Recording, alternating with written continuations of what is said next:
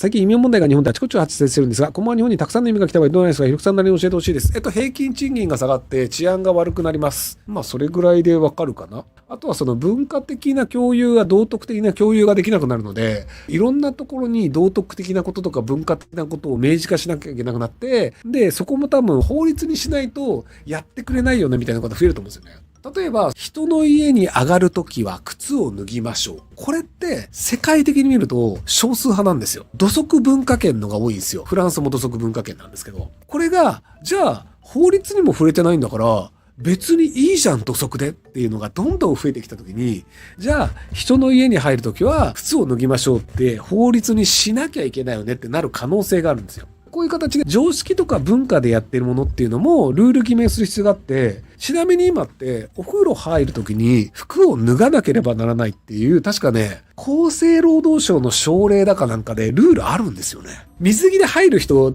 いるんですけど、あれ本来は省令違反的なやつなんですよ。外国の人とかでも温泉水着で入る人いるんですけど、あれ本当はやっちゃダメなんですよ。で、これは、それは文化的にいかがなものかなとか、服とか水着で入ったらそれで温泉汚れちゃうから良くないよねみたいな常識が通用しなくなってるので、ルールとしてそういうルールを設定しなければいけませんっていうことになってるんですよ。服についてる汚れが温泉の中に入ってしまって、それがずっと沈殿してしまう可能性があるんですよね。なので衛生的によろしくないので、そういうことをやってると、保健所か厚生労働省かなんかからペナルティ来るんですよ。服着てる人が入っちゃってるよねっていうのは。タオルも入れちゃいけませんとか、こういうのも文化的にやらない、道徳的にやらないみたいなのをルール化しなきゃいけなくなって、ルールを守らないんだったら、じゃあ罰則をつけなきゃいけないよねみたいな、いちいち法律とかルールで罰金をつけるみたいな、息苦しいことになってしまう可能性があるんじゃないかなと。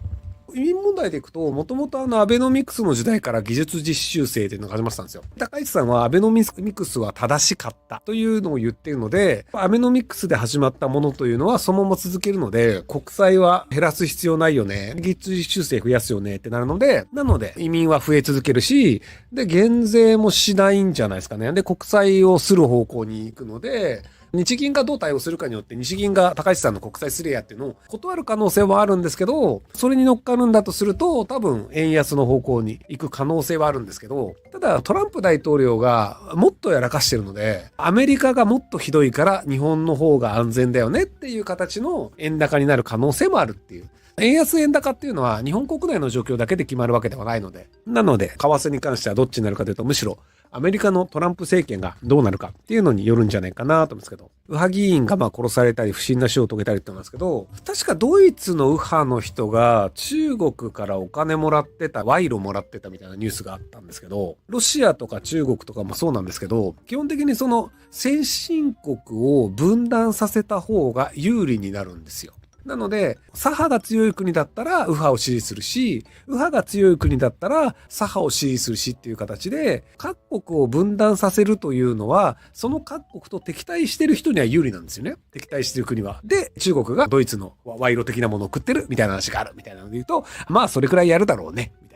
今のところそのどこの国も先進国が景気が悪いので、なので政治家は基本的にお金に流されやすくなってるんですよね。日本で捕まった秋元司さんだっけ？あの人も確かね、もらった金額で捕まった金額がね、100万だか200万なんですよ。国会議員って年収3000万あって、文書費と言われる税金を払わなくていいお金が毎月100万円ぐらいもらえるみたいなのがあったりするんですけど、っていうぐらい割とその恵まれた環境であるにもかかわらず、たった100万円の賄賂をもらってしまう。その賄賂の100万円をもらってしまったら、年収3000万円の政治家という立場を失うわけじゃないですか。そんなリスク100万円で負う必要なくねっていう風に考えるのがお金のある人です。お金のない人は、その100万円すら欲しいからもっと大きなものを失うということが考えられなくなるんですよ。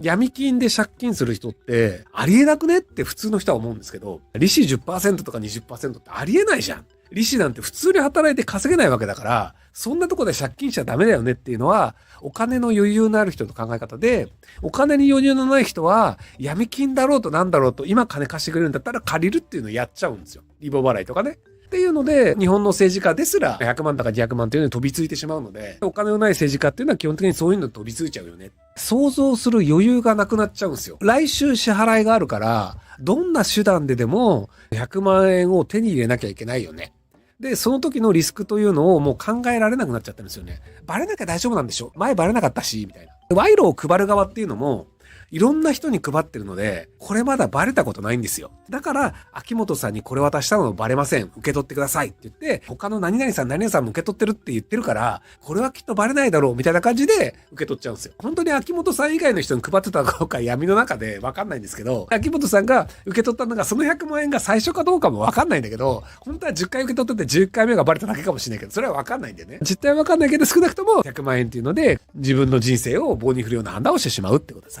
イスラム教のために土葬墓地を作ろうとする自治体のニュースを見て、キリスト教カトリックを信仰している方が日本人でたくさんいるのに、その形を強いで土葬墓地を作ろうとしているのに違和感を感じたんです。どうですか？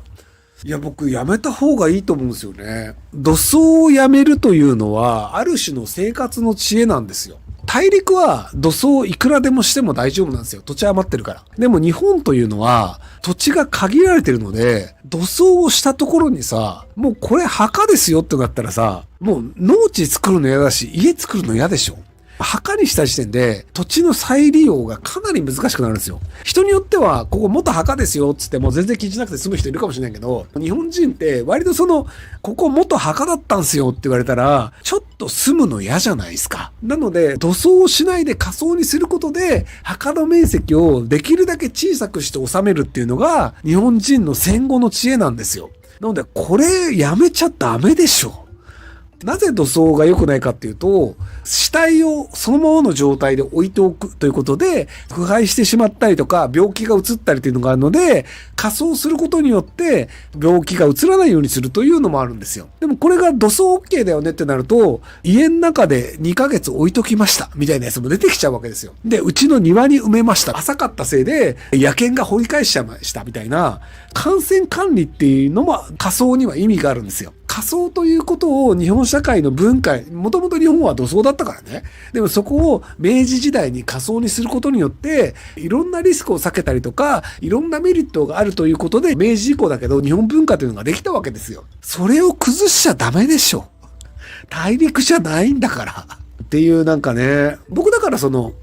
外国人で優秀な人はどんどん入った方がいいよねと思ってるんですよ。外国との貿易をしないと日本は成り立たないよねというふうにも思ってるんですよ。ただ、日本社会というのは外国人を受け入れるのが難しい文化だよね。で、さらに日本語喋る外国人というのはパラオ以外いないから、外国人というのを入れた時点で言葉の問題、文化の問題、道徳の問題、法律の問題で問題が起こる確率が高いんですよ。日本文化っていうのはすごい特殊なんですよ。例えばじゃあベルギーとフランスって隣り合ってるから大体文化一緒なんですよ。ドイツとオランダも隣り合ってるから大体一緒ですと。隣り合ってて言葉は違うけど大体文化一緒だよねっていう国と違って、日本って文化も道徳も法律も言語も独特なんですよ。多少似てるかなっていうと、中国とか韓国とかは儒教の文化で多少は似てるんですけど、とはいえ、じゃあ韓国とか考え方違うし、中国とも考え方違うよねみたいなところなわけですよ。なので、外国の優秀な人が入った方がいいとは思うけど、なかなか難しい国だよねと思っているので、なので安易な移民の受け入れは反対派なんですよ。スウェーデンだったりフィンランドだったりとか、その人口密度の低い国ですら移民問題ができてるので、なので日本だったらもっとでかい移民問題起きてしまう可能性あるよねっていうのがあったりするので、アニメの会社で働きたいですっていう人とか、ゲームの会社で働きたいですとかで、その年収なんか800万とかを取る人が日本に入ってくるんだったらまだいいんですけど、単純肉体労働を外国人に任せるための移民というのは反対なんですよ。で、イスラム教徒の人が増える問題もあるんですけど、土葬というのも今までせっかく明治で変えてきた火葬という日本文化というのも崩してしまうというのは結果として日本社会にとって良くないと思うのでなので、よろしくないんじゃないかなと思ってます。オーバーツーリズム問題の解決や移民抑制に取り組んでいる総理候補がいると思いますが、都内に住んでますが、一部の外国人との文化の違い、過去電車への動いポイ捨て割り込みすごくしんどいです。まあでも電車の中で騒ぐは世界中そんなもんで、なのでそういう地域に住まないか、そういう地域の職場を外れる以外はもう無理なんじゃないかなと思いますけどね。日本は治安が良くて物価の安い国だから、インバウンドを増やそうっていうのは日本政府がやってることなので、この流れはもう止まんないと思います。なのでもうそういうのが来ない地域に行く以外の選選択肢はもうないんじゃないかなと思います。昔の日本が良かったよねとかって思ったとしても、もう変わらない。そういう時代になってしまった。電車の値段上げれないんですよね。電車の値段上げちゃうと普通の日本人が困っちゃうんで。ジャパンレールパスっていう新幹線とかでも乗り放題のチケットがあるんですけど、外国人しか買えないやつ。あれの値段を多少高くするとかっていう手はあるんですけど、ただそれやっちゃうとインバウンド減っちゃうので、やっぱ日本政府的には、そのオーバーツーリズムで困る日本人と外国人の金、どちらを取りますかっていうので、日本政府は外国人の金を取るって決めたんですよ。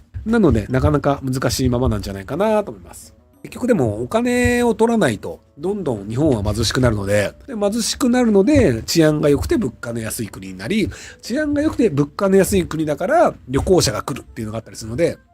旅行産業以外でちゃんとお金を稼ぐというのを日本は産業としてやらなきゃいけないんですけど、なかなかそうもやらずに、マイクロンかなんかの工場誘致に3、4千億円使ったりとか、TSMC の片遅れの半導体に8000億円使ったりみたいな。外国の誘致をするだけで、日本の産業として、日本の会社がきちんと海外に物を作って売るという方向になかなかお金は使えないので、そういう意味でいくと、まだまだ日本は厳しいままなのかなと思いますけども、はい。日本はメキシコ行くより安いよ。これアメリカの人が言ってるってことかな。いやーだから僕もなんか物価安いランキングでいくと日本なんですよね。昔はアメリカ行った時電化製品とか服とかあったんですけど、今服とかでも電化製品でもやっぱ日本なんですよね。花丸うどんとか多分まだ今でも200円でうどん食えると思うんですけど、東南アジアでも今200円で飯なかなか食えないですよ。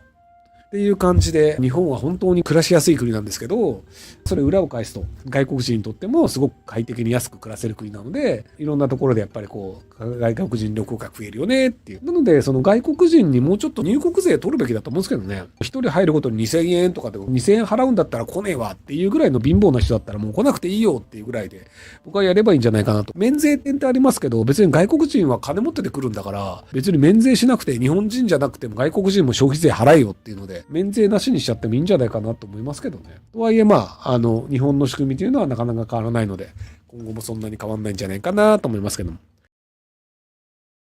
ご視聴ありがとうございます。今回の動画はこちらからの切り抜きになります。ひろゆき LINE スタンプ好評発売中です。概要欄に購入リンクがあるので、そちらから購入できます。よろしくお願いします。